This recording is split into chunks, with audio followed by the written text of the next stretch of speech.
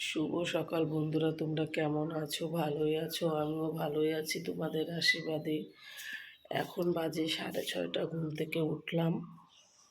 আর আমাদের ছাদে যে কালকে কাজ হয়েছে, কাজের থেকে ছেলেটা পড়ে যায়, ব্যথা পেয়েছে, বুঝেছ? তাই এখন ছাদে যাচ্ছি।